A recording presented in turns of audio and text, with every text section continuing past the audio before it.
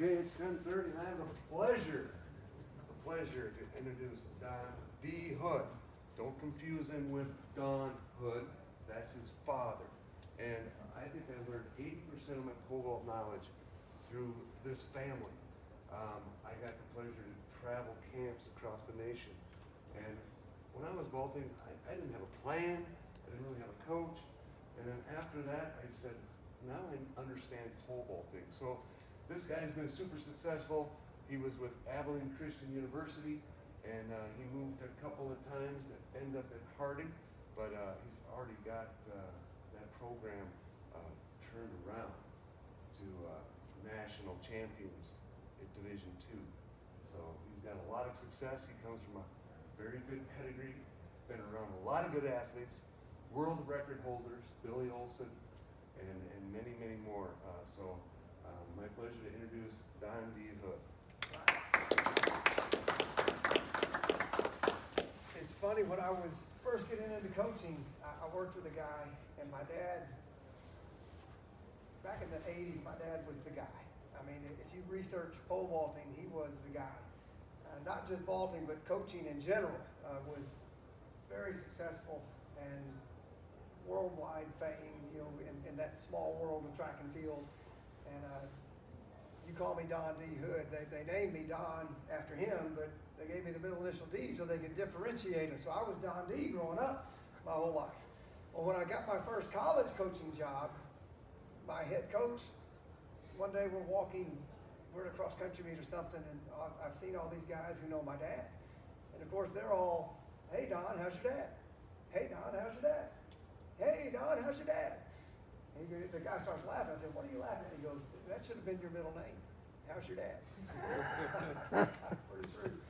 But what's really sad is I was at an indoor track meet just a couple of weeks ago, and this older gentleman comes up to me and he starts talking to me, and he wants to know if my son is still coaching.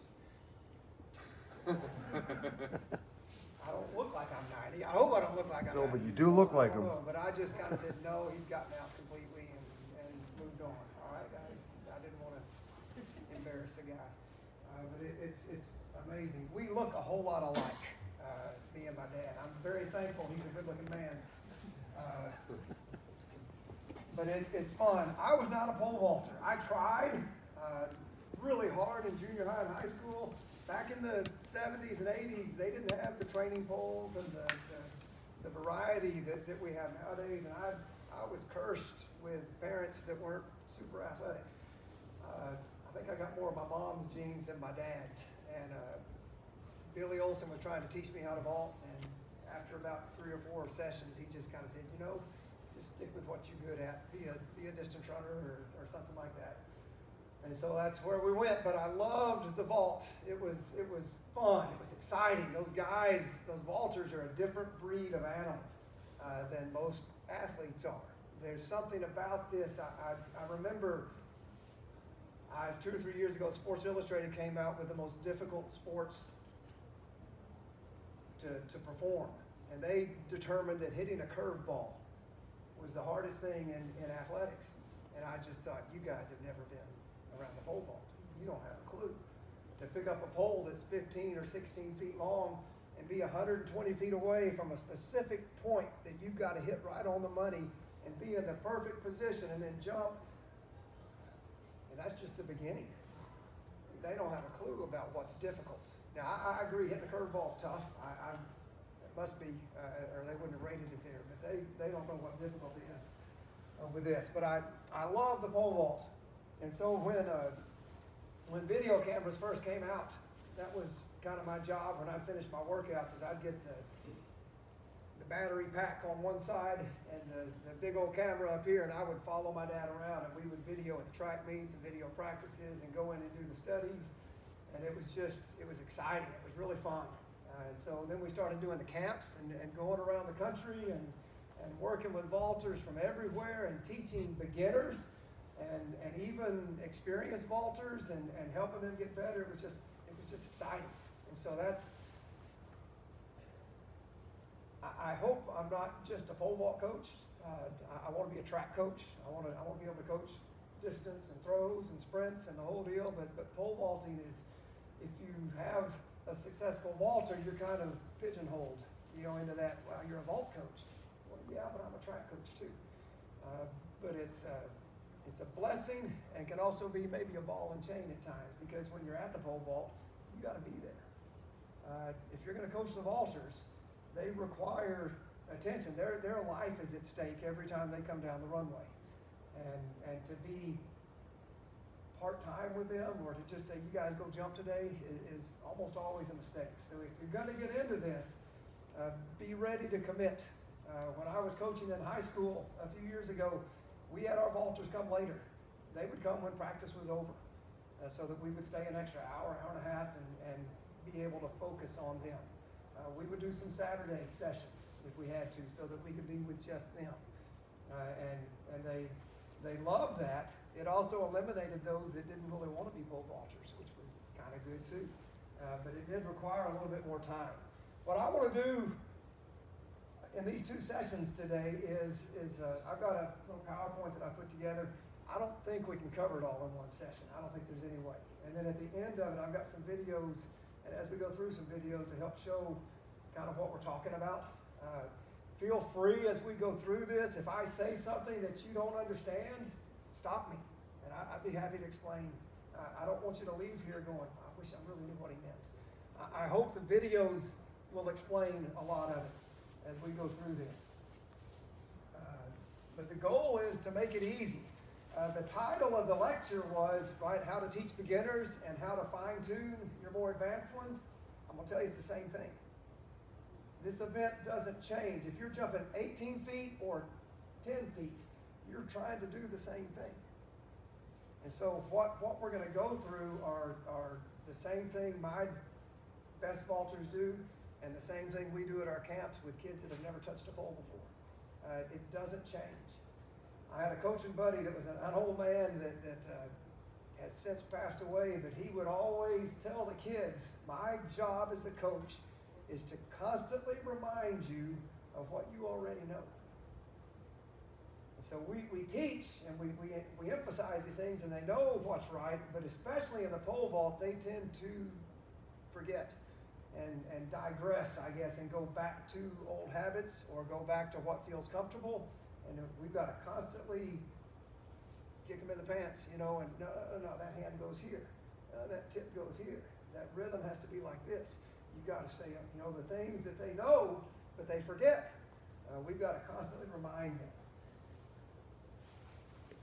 So here we go. Basic concepts. This is as simple as we can make it when we go through this. We do this, right, to get that. Thank you all for coming. But that's it, isn't it? That's the pole vault. We run this way to go that way. That's also the high jump. All right, I get that too, but we have a pole involved in this thing. So here's what we're after. We want to create force. And that's the goal of the run-up, is to create force. The more force we create, the higher we can go. Force is mass times acceleration. It's not mass times velocity. It's mass times acceleration. I can be running slower than you, but if I'm accelerating, I will create more force than you are if you're not accelerating. So it's not about just full out, how fast am I? It's about how fast can I control and continue to accelerate. So that indicates that there's a degree of control to this, all right, as we come down the runway. It's not just, let's go. Mass is not what a good Catholic does on the weekend, all right? That's not what we're talking about. This is us. Kids will say, it's my weight. No, it's not your weight. It's your body, because your weight changes depending on if I'm on the moon or not, right? My body doesn't change. I will tell you, I would give up some mass for more acceleration. Some of our kids are too big, and we need to lean them out a little bit. Some of our kids are not big enough, and they need to get stronger and do this. We need to be able to talk to them without discouraging them about what good mass is as we go through this. What I try to tell them is if your mass is jiggling around too much, it's probably not good mass. It's got to be, you've got to be firm and strong and lean to be a really good pole vaulter. So we talk about weight room and diet and all those kind of things so that mass is as great as it can be and as efficient as it can be. It's got to be mass that helps you move. But this equation is important that we remember. So we get this horizontal force and we want to convert it to vertical. That's the ultimate goal. What you've got to remember is this will never be more than this. Whatever we create here is the most we can have there. Our goal in the pole vault is, right, to keep as much of this and get it back, get as much back as we can. There's 1,000 ways that we can lose that force. There's a lot of ways that it dissipates. So our goal is to be as efficient as possible in transferring that force into the pole and getting it back into our bodies.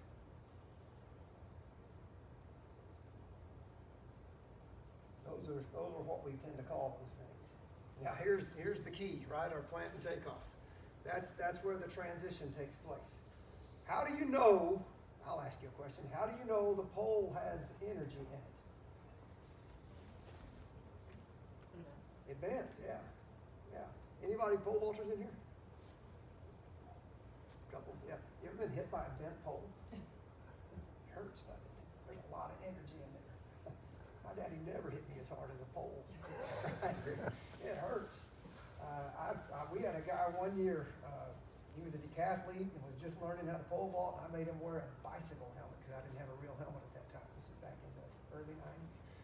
And he went in and hit the takeoff and it stood him up and he stopped about halfway, about 3 feet off the ground, and all of a sudden he starts going down and you can see the pole ripping out of his hand. And just as he lets go, he kind of turns and it whacks him. I mean, whacks him. The pole goes flying off. He goes leaning back, takes his helmet off and walks around. He's like, got this big old welt going all the way down his body. I said, Matt, I'm sorry that it wasn't this bad. I said, Matt, I'm sorry. We can't finish. We can't finish on that. Let's go a little bit smaller pole. I'll give you a tap in and let's get you in, but just finish with success. Okay, coach, okay. Picks his helmet up and it falls into 2 pieces. Yeah, there's a lot of energy in these bent poles. So what we do at our plant and takeoff is critical. We'll talk about each one of these as we go through this. Our approach, guys, again, our goal is to create horizontal force. That's primary. In doing that, right, and to be efficient, we've got to make sure that we're accurate to arrive at the correct place. If I'm more than 6 or 8 inches off, it's detrimental to my performance. If I'm too far back, I'm in trouble. If I'm too far under, I'm in trouble. I've got a little range here that I can be in and still be successful. So we want to make sure that we are accurate in our approach, that we are aggressive. It's hard to accelerate if you're not aggressive. I've got to make sure that I'm accelerating, especially through the end of my approach, in order for this to be right. So what do I focus on? First of all, pole carry. How I carry the pole makes a big difference as to how fast and how efficiently I can run. I see all kinds of crazy things with kids carrying the pole. Well, if we're trying to be controlled and fast, that kind of sounds like a sprinter. So we work a lot on sprint mechanics and showing kids how a sprinter runs. A good sprinter would never run with their arms crossing their midline. They wouldn't. And yet I see pole vaulters carrying the pole coming down the runway like this. I think, well, that's not very efficient. I'm facing this way, trying to run this way. So we teach our kids this left hand stays down, our pole rests here, and this right hand is on our hip pocket. And I'm right in here. So that pole is actually angled across my body. That keeps my center of mass centered. If that pole goes to the right, I've moved my center of mass over, and now I'm unbalanced. and it's hard to run well. So the pole angles across their body as they begin their run. We want the tip to be high. These poles, you get a 13 or 14 foot pole and lean it out in front of you and try to hold it up with one hand, you can't do it. It's too heavy. But if you stand it up straight, I can hold it with one hand. It's much lighter. As that tip falls, where does my center of mass go? It moves forward with it, doesn't it? Which means I have a tendency to overstride a little bit to compensate for that. I want to save that for as late as possible in the run. So we always start with our tip up high, and every step is going to drop a little bit. So that eventually it's going to end up at eye level towards the end of my approach before I start my plan. So a high tip, cross my body, hands right here, and we're dropping as we approach. You got to practice that. I tell our kids, no redneck pole vaulters, right? We don't, here I go, man, let's go. You got to look professional. As we go on into this, you're going to have kids who will fight you on all of this stuff. Which is just not comfortable. That's just not the way I do it. I don't like this. You know, I'm sorry. I'm sorry. Here's the deal. In the pole vault especially, if you want to be great, you got to do what the great ones do. You got to do what's right. Everything you do that's off is going to pull you down a little bit. You can't just want to be great. You got to do great. And if you watch the greatest pole vaulters and this is what they're doing and you understand the reasoning behind it, and that's the greatest way to do it, man, hold them to that standard. Don't let them get away with lesser performances. This will pay off. There is a magic to this. That once it clicks, and this is what they do, you'll be amazed with the improvements that come. How they carry the pole is huge. Rhythm. Man, our rhythm is huge. If I'm listening to a pole vaulter come down the runway, I can turn my head and just hear, and I can tell you if it's going to be successful or not. A good one. Yeah, I want to watch that kid ball. But if I hear this,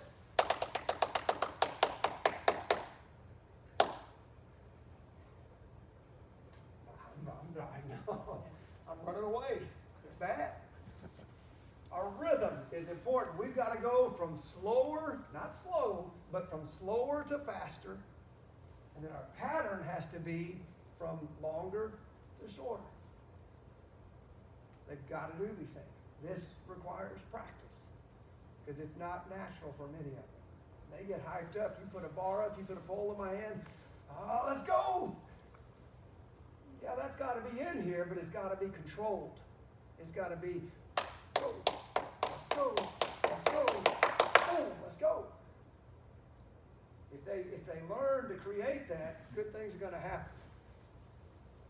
So rhythm and stride pattern, slower to faster, longer to shorter as they come in. Again, common sense, you wouldn't teach a long jumper to stretch out, right, coming into their takeoff. You would teach a basketball player to get longer as they come in to dunk the ball. Everything quick. It's just natural. But pole vaulters, for some reason, have a hard time with that sometimes. Consistency. Matt and I were talking yesterday that a lot of coaches, their big question is, how can I get my kid to rock back? My kid won't rock back. He won't get upside down. She just won't do this. I think a lot of those problems come back to what they do on the runway. It's really hard to be confident and to swing and get upside down and go high if you're taking off from a different spot, from a different position, with a different feeling every time. If that's not the same, it's hard to have the ability to do past that.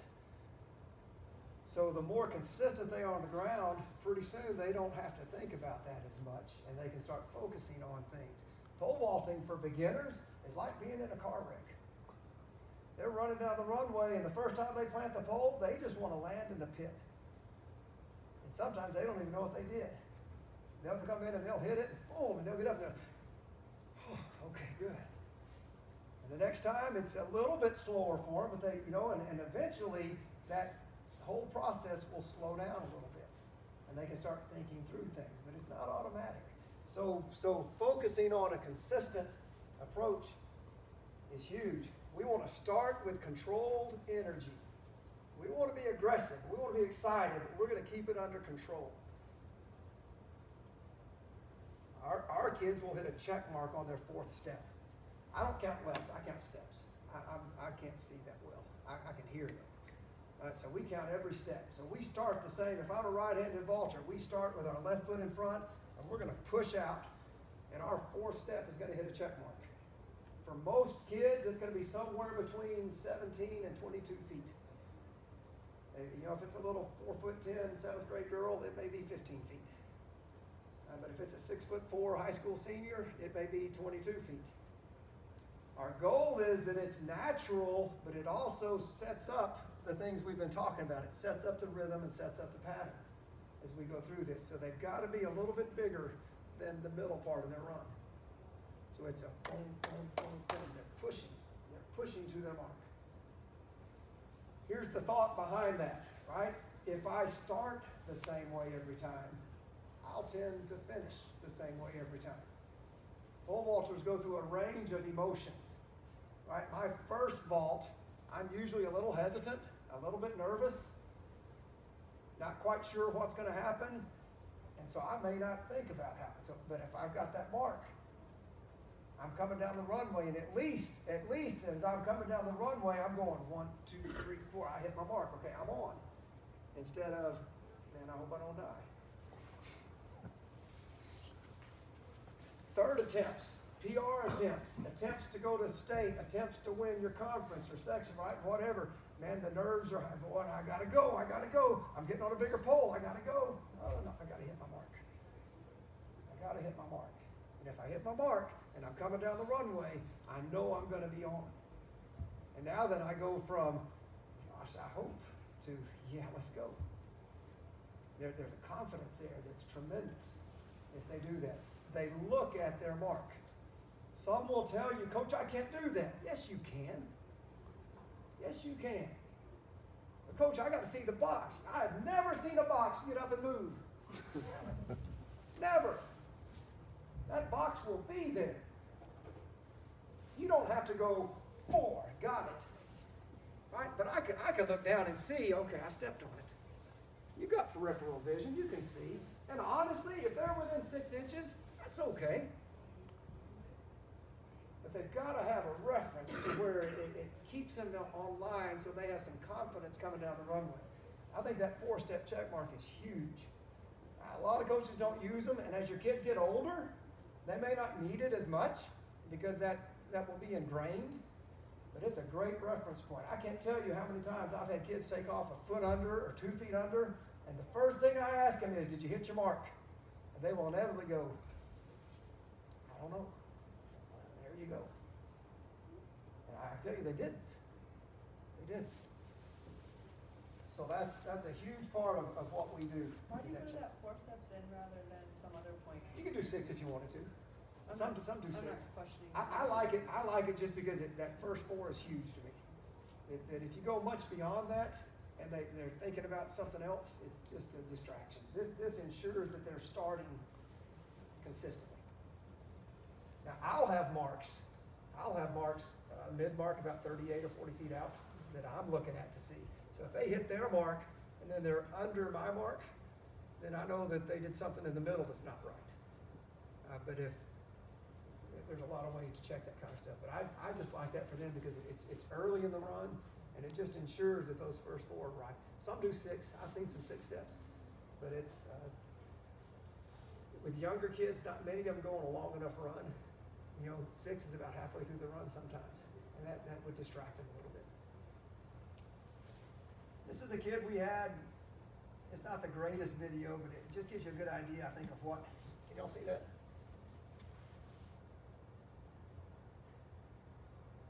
He was a 14-foot guy in high school and ended up jumping 17.3. just looking where the pole tip is and his posture. The knee drive, you can see the aggressiveness in the way he's coming in. That tip is gradually lowering so that when he's in between his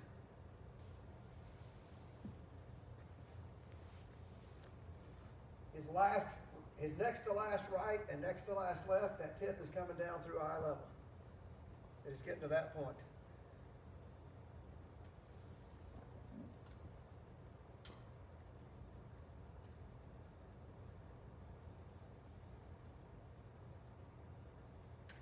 And there's not a lot of acceleration. It's not a pow, pow, pow, pow, but there's just enough that you can see a little bit of quickening in what he's doing.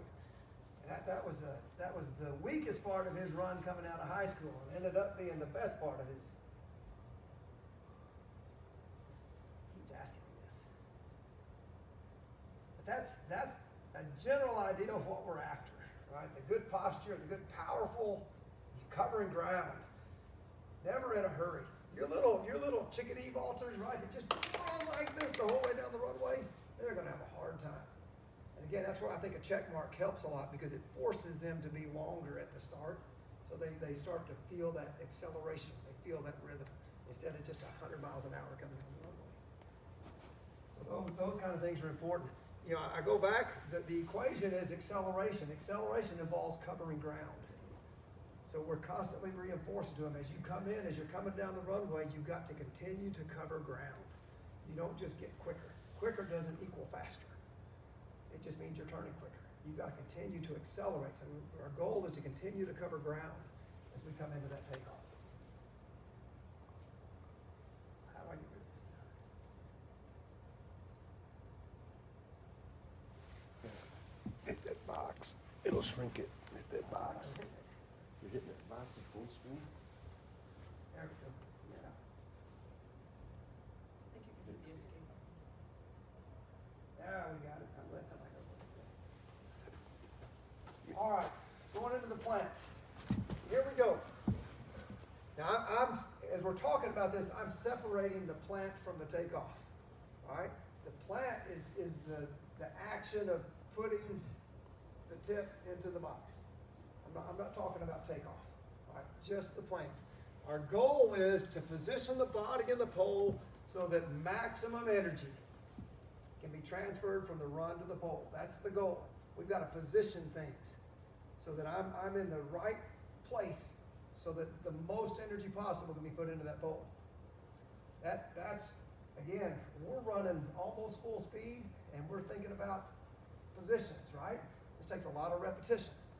A lot of repetition away from the pit.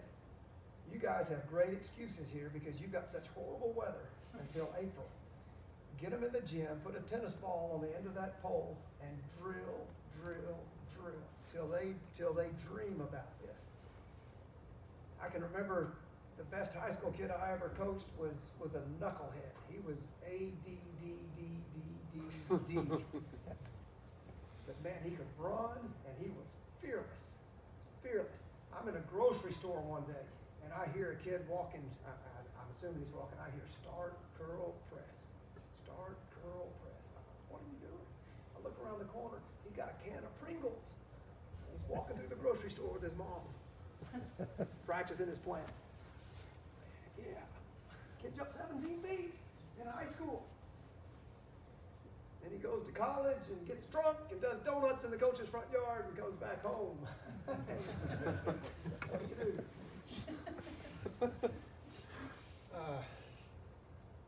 Anyway, that makes me cry. That's what we're after. You can limit the loss of energy by anticipation. Right? If I'm ready for it, the shock is lessened. These poles are stiff, right? And when they hit the back of the box, there's an impact. If I anticipate that impact, I can transfer more energy than if it catches me off guard. So there's a huge part of that, the anticipation, and some of that comes by the position that I'm in. If I'm leaning forward, it's gonna hit too soon. I'm not in position to do that. If I'm gonna try to push into the pole, I wanna be in a position to be able to push. If my right leg, my free leg is behind me, I can't push into the pole. When that tip hits the back of the box, I've gotta have my right knee in front of my left and my hands up and pushing before it hits. Not many high schoolers or junior high kids do that. They tend to be long and low and leaning back and hanging on, or leaning forward and hanging on. So we've gotta create that anticipation and that right position. This is my favorite quote ever, I think. Repetition is the mother of learning. You've got to do this over and over and over. I heard 25, 30 years ago, this guy from Sweden set a world record in the discus. And they interviewed him, and they asked him, what was your secret? And they're waiting for this magic drill or this technique he learned. And he looked at him and he goes, I'll tell you my secret, 10,000 throws. Add up how much time that takes. It's a long time, but that's kind of what it takes. So repetition. How do you repeat the plant? We do it in our warm-up. We warm up with a pole in our hands. Instead of just jogging around the gym or jogging around the track, get them a cut pole if you have to, some PVC pipe. And as they're jogging, they're practicing. They're practicing over and over. They're walking. You know, we'll do standing plants. We'll do our little warm up, and then they'll stand with a pole in their hand and I'll show you some of these drills, and they'll do just one arm working on that path. They'll do skip drills, A skips, B skips, butt kicks. We walk over the hurdles, our hurdle mobility with a pole in our hand sometimes, and then walk out and finish with a plant. The more you can incorporate it, the more it becomes what they do, and the less they have to think about it. We watched a video of, who's the French guy that's so good? Now? He's old now, but he's... Vigneron? No, he's way earlier than him, later than him. Anyway, we watched a video. This guy picks up a pole. He runs, jumps over 2 hurdles,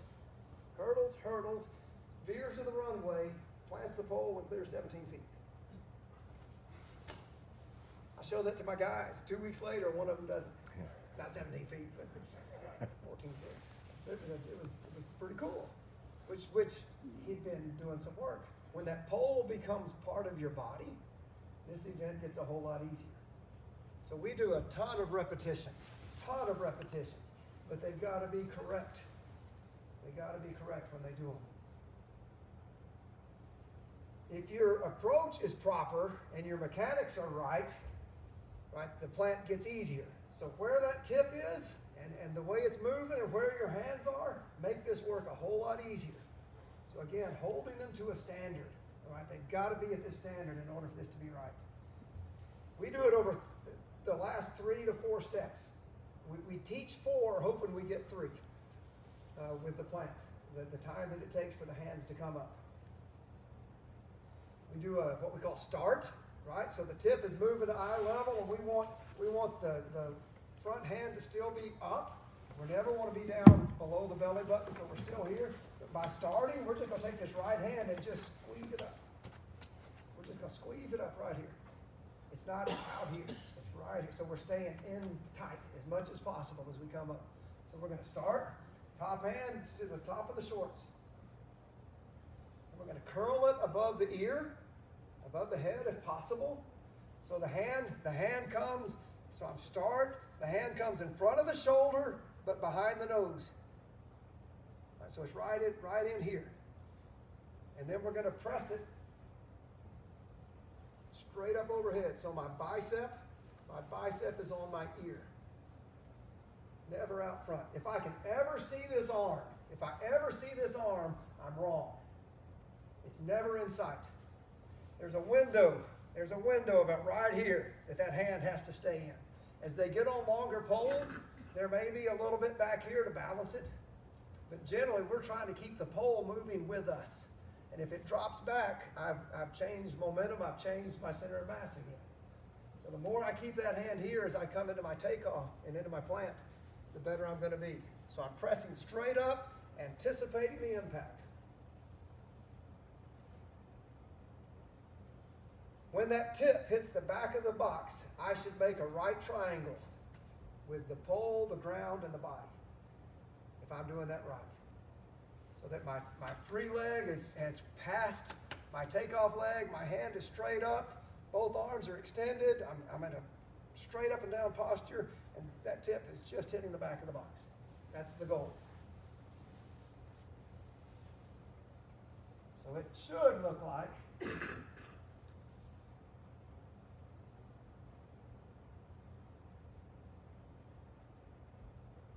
there. I'll try to freeze it this time. Okay, so you see here, he's coming in, that's his next to last right. The tip is at eye level. This is my son-in-law, by the way. You see the hand moving forward, moving up, and moving forward with the body.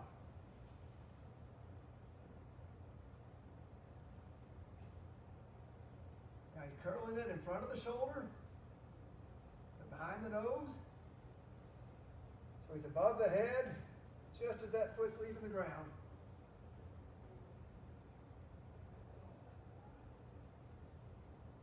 Now he's in that right triangle, as tall as he can be. And the pole still has not struck the back of the box. His free leg is past his takeoff leg. The pole still has not struck the box. There it is. That's about as good as he can be. That's our goal at takeoff. You teach them this, and they'll learn to feel that. We do walk it up against the wall, plants against the wall, and eventually even pushing them up from the wall, those kind of things, so they feel that. They will inevitably be under every time. They'll be too close. You'll feel that tip hit, and then the foot comes down. We call that our boom boom drill. We want to hear the foot boom and then the tip boom. So we had a kid from France on our team last year. That's what he would say. He said, "Oh, coach, I do the boom boom." I said, "Yes, you did." And our other kids, they loved it. They caught on. And that's the idea. It's the foot and then the tip. Boom, boom. When they feel that, it will scare them to death the first time. "Coach, I was out." "No, you weren't. You were right. You're just so used to being wrong that it feels right." So that's where I think doing against the wall is a great opportunity to teach them, right? So they feel the foot and then the pass and then the tip hit. Because there's kind of a scary feeling right here at first. But that box isn't going to move. It's going to be there. And then we'll eventually lift them up sometimes, even when we do this, so they feel coming off the ground as they get into that.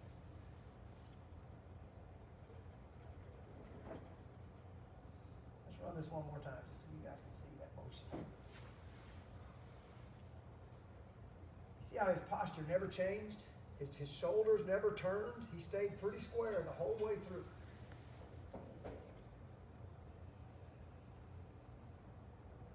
All right, the takeoff. It kind of goes with the plan. It's hard to separate them, but we do try. That's the goal, right? Load the pole. I can't tell you how many times I've said that or heard that. Load the stinking pole. Bend the stink out of the pole. That's to put as much energy as possible into the pole. That's what we have to do if we're going to go high. Keeping in mind, this transfer of energy depends upon all the previous steps being performed correctly, efficiently. If I'm going to put as much as possible in that pole, I've got to be right. Here's the concept they've got to learn, and that sometimes we have to learn. The energy originates in the ground, doesn't it? I push against the ground to get force. It goes through my skeleton, not through my muscles, through my skeleton, through my hands, and into the pole. So if I really want to put as much energy as possible into the pole, I need to be as straight as I can be through my skeleton. We say jump, and when we think jump, we think muscles, don't we? We think muscles. Oh, my muscles made me jump. That's because I'm static. If I'm moving down the runway, there's already energy there. If I want to transfer that energy, the straighter I am, the more it's going to come up through me. Every bend in my body dissipates energy. If that knee is bent, if my hips are bent, if my arms are bent, I'm losing energy. So the straighter I can be, the taller I can be at takeoff. There's a couple of benefits of this. I receive more energy. It also makes the pole softer. We talked about that right triangle, the little angle. You know, y'all teach math, right? The greater that angle, the softer the pole. The lower that angle, the stiffer the pole. So there's a couple of benefits of being very, very tall at takeoff. But primarily, it's transfer of energy. Coming through the ground, through my skeleton, and into the pole. Right? So I've got to have some strength, some rigidity, is that a good word? Right? In my frame for this to work correctly. That's not natural. Kids come in and they plant the pole, and the first thing they want to do is they hug it like it's a prom date. I mean, it's horrible. You got to tell them, you push it away like it's that one you don't want to go to prom with, right? It's that obnoxious one. You're coming in and you're keeping your space. Excellent takeoff mechanics, and we'll look at something here in a minute, help to maximize that transfer of energy. If I do things right, and how we strike the ground makes a big difference. What I'm looking for as a coach, the visual things I'm looking for is a straight line from the takeoff foot up to my top hand. I want to have a straight line. The more that happens, the better I am. And my hand is going to be slightly behind, my body is going to be slightly behind my takeoff foot. Y'all watch long jumpers, right? When a long jumper hits the board, they're slightly behind. And then they move up and through. Same concept here. So that when I hit that takeoff, I want to be kind of in this position right here so that I can move over and through that takeoff.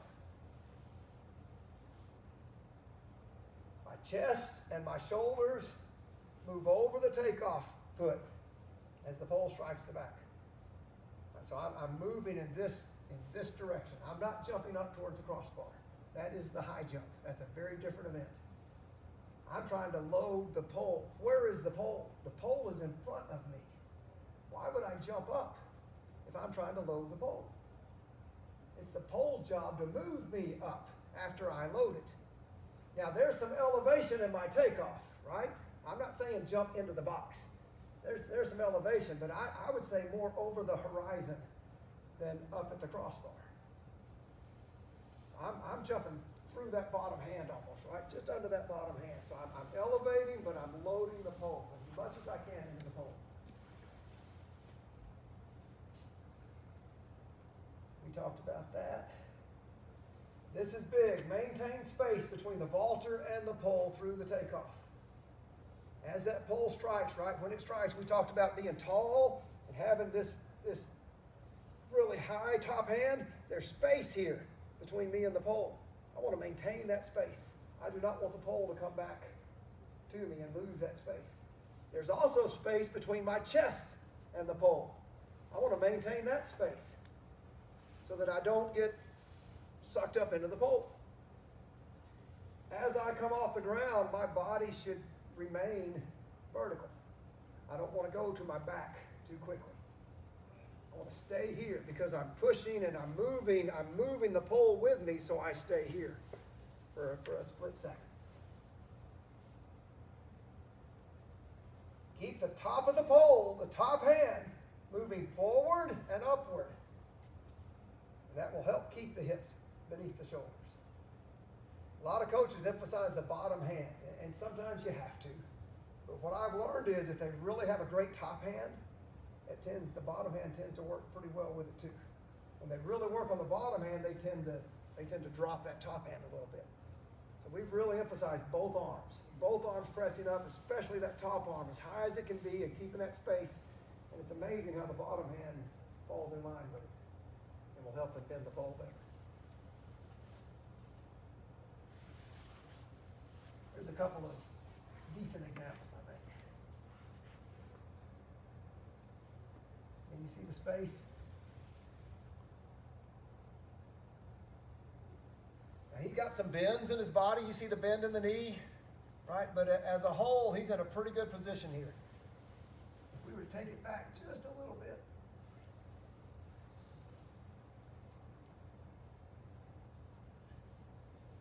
The one thing that he's gotten better at, you see his foot is flat, but it's not a 90 degree. His toe's not up. We use the example of if you've ever been slapped before, or slapped somebody, or if you've hit a ball or hit a golf ball, or if you, I don't know if they allow whippings up here anymore, but if you've ever been spanked, you know that there's a process to that. You would never go up and say, I'm going to slap you. Right? We bring the hand back.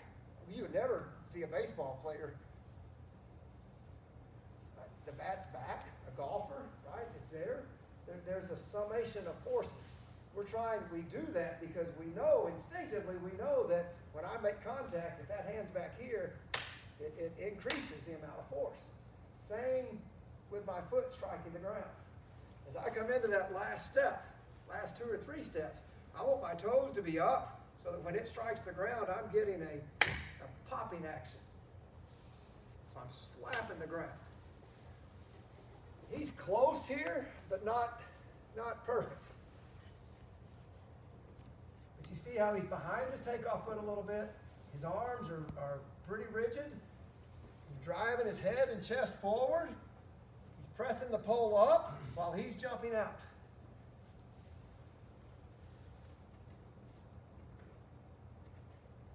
This one's a little bit better. I'm going to show you the picture. There you see what I'm talking about. You see his foot? He's about to slap the ground. His posture is straight up and down. Now, if you just froze it there, you would think he was putting on the brakes. Boy, you don't want to hit on your heel. That's how you stop. But his foot is moving back underneath him. So it's going to push him forward. Now, when that foot strikes, you see the pretty straight line. I mean, that's a pretty good straight line between his top hand and his takeoff foot. That's what we're after.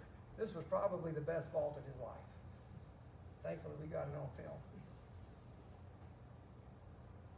And then he moves over, drives his head and chest forward, and keeps his space.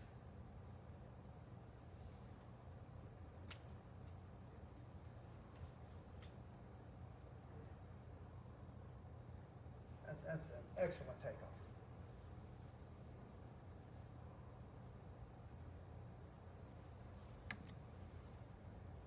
On the prior slide, what was that last point again? After the maintaining space and the wall and the pole? That is, his head and chest would drive forward. Do I need to go back to it? You don't mind. If it'll let me. Keep the top of the pole moving forward and up. If you guys want, send me an email and I'll give you access to this so y'all can have it. Did you submit it with the clinic? Like share it with them? Yeah, I think I did. Because it's gonna be, so if you did, it's gonna all this is Okay. gonna be available. Okay. And if it's not, just email me and I'll share it with you.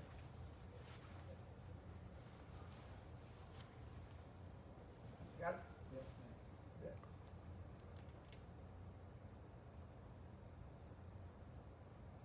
What time are we finished? We're supposed to go to 11:30, Okay. then we have lunch till 1. Okay, the rock back. Here's the goal. The goal is to get the center of gravity to a position above the point of support. So where my hands are, my point of support, where my hands are, I want to get my center of gravity above that, or as close to above that as I can, so that when that pole unwinds, I go up. If I'm beneath that, if I'm Larry Leadbutt, right, and I'm beneath that, I'm going to go out as that pole unwinds. This takes some courage, but I truly believe it's usually the result of a great plant and takeoff. If I do those things right, it's inevitable. It's hard not to rock back. You guys have all seen the old Western movies, the bad guys riding through the woods, right? He's looking over his shoulder and he turns back around and a branch hits him in the head. What does he do? He rocks back. Because the upper body stops, right? He's moving forward, the upper body stops, and the lower body goes boom. You can't keep from it.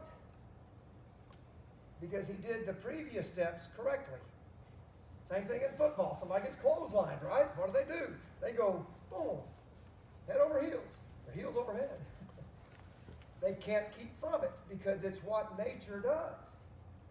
When we start fighting nature, right, is when it's hard for them to rock back. If I do this plant correctly, and my hands are moving up through the takeoff, and I'm jumping this way, it's hard not to rock back. But if I'm hanging onto the pole, or I'm slowing down, or I'm leaning forward, or leaning back, or to the side, it's hard to do.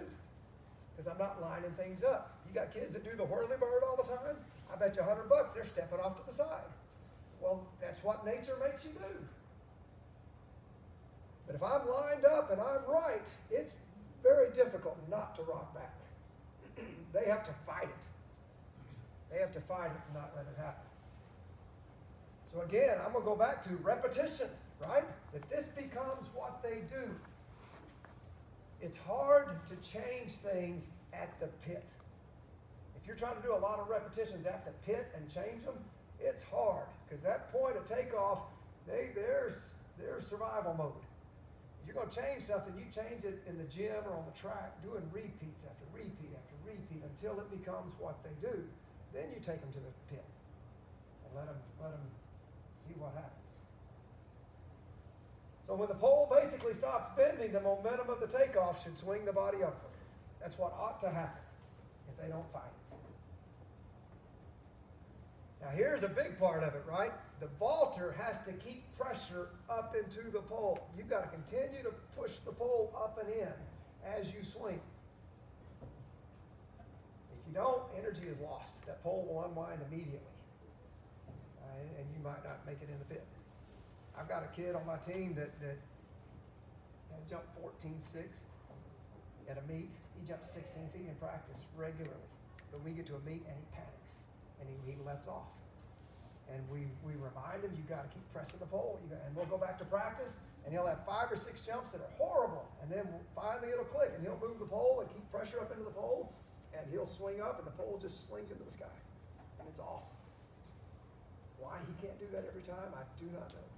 I don't know where the switch is. But this is a huge part of it. And the beginners won't get that yet. This is something that's one of those things that when the vault slows down for them and they've had some experience, they'll start to feel this a little bit more. But you really got to work, especially that top hand, that it's continual. Even as you start swinging, you don't hang on. There's never a pull. I never go backward to go upward. My goal is that my center of gravity, my shoulders are moving this way off the ground, and then my swing up and go. I don't fall back to go up. There's never a backward component to this. It's forward and upward as we're going into this. Most of them don't know that. They see it and they think, oh, yeah, no, that's dangerous. This is one of the best rock backs I've ever seen. This is probably Matt Cole here.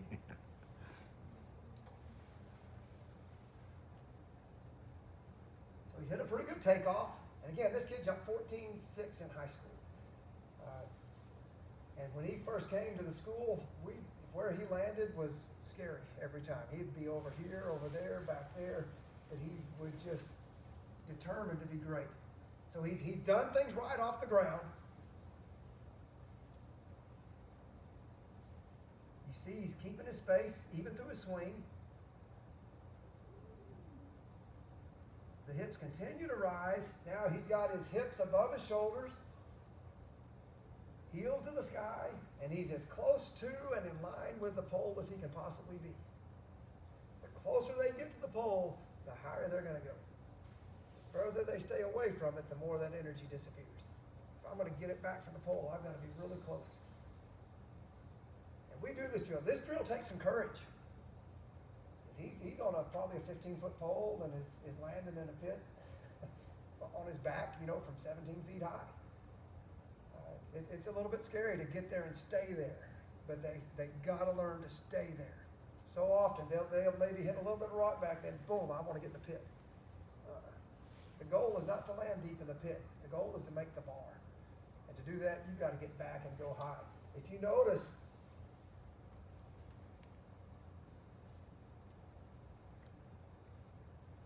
he's back past vertical, right? He's not just vertical, he's past vertical.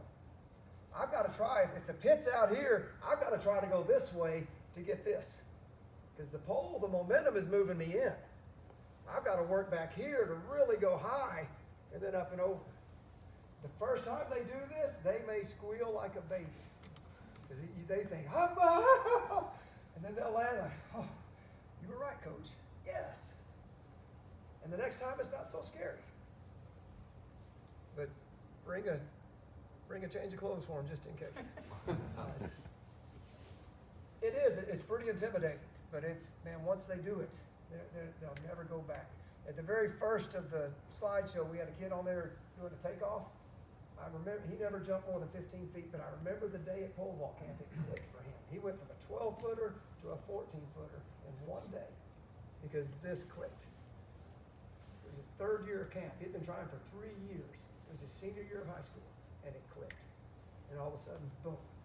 This kid was stuck at 15.9, 16 feet for 4 years. Every now and then he'd make a jump at maybe 16.4. His senior year, 17.3, 17 feet every meet. It just clicked. Don't know why. Again, I think we were hitting that 8,000 to 10,000 rep number. And he was living the life, to allow it to happen. And that was huge.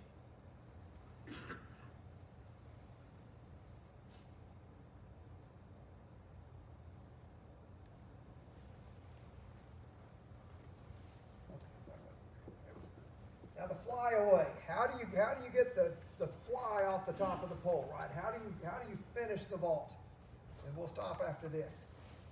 We had a kid last year, and again, please understand, I have very little to do with this. My job as a coach is to rein them in and make them do the drills. We don't do anything magic. I'm showing you everything we do. We work really hard, really hard. They do a lot of reps.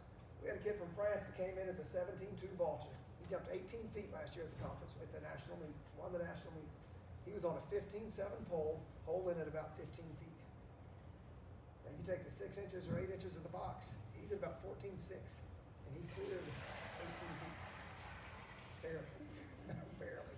But he got a little but it stayed up. That's a tremendous flyaway.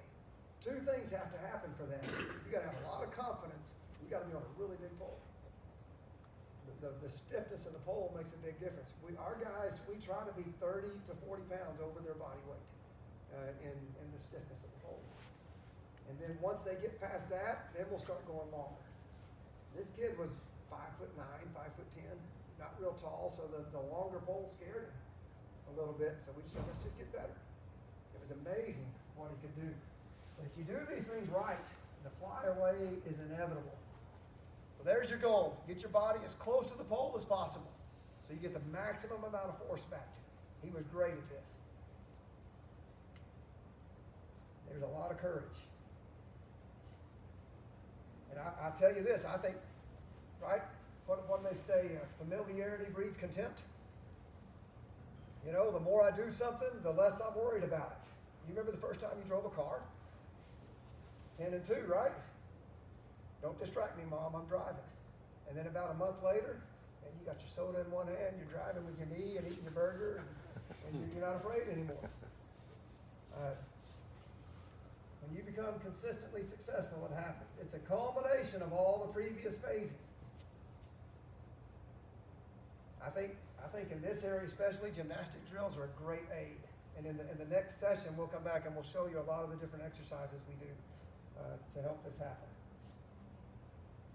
I think this is big. I think you got to learn to push through your heels. That as you reach the top of your rock back, what we try to teach our kids is that at the top of your rock back, we want your heels above your toes. Not the toes out here. If I point my toes, what we say, out they goes. Push through your heels and see how it feels. It's hard for gymnasts and divers to do that. Gymnasts have a hard time, yes. And some gymnasts can pull it off. Yeah. But we work really hard at the top of that rock back to think, man, heels to the sky. Heels to the sky. You're not trying to clear the bar. You're trying to go to the sky. You push your heel to the sky. You worry about the crossbar on the way down. Period. It never enters your mind until that point. You avoid the crossbar on the way down. You don't make it on the way up. They've got to learn that concept. Push through the heels. Move the shoulders under the hips. So when I take off, and I'll show you a video again, as I take off, my shoulders can't stay back. They've got to move underneath for that rise to happen. A lot of times that's what hurts younger kids in their rock back, is they don't know how to make those shoulders come underneath their hips. Video is great. They think they're getting upside down. They're not even close. And if you don't show them, they won't believe you. Or their head is pulling up, or they're doing something wrong with their arms, or they're not in the right position. You got to show them for them to believe you sometimes.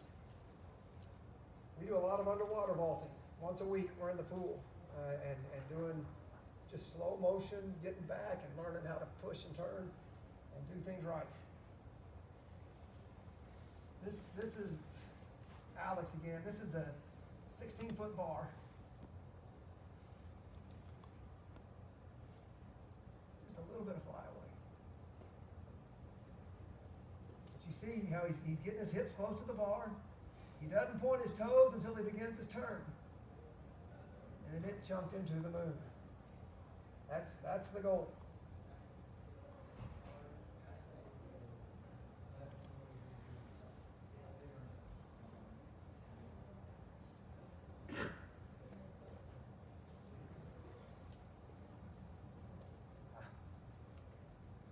Okay, so we'll start this. I'm out of time. We'll start teaching progression and drills and stuff like that. If you want to come back and watch some of that, how we go through this, we'll start that next session.